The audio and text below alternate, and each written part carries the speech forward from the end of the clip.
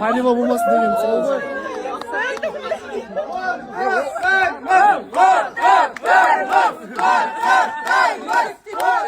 Спорт атып қалдым. Спорт атында мен айтып 100 мың теңге.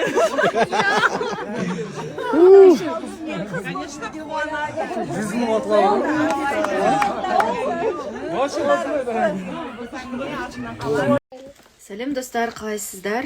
Біз уборка жасап жатырмыз. Косметикаларының барлығын тастап жатырмын.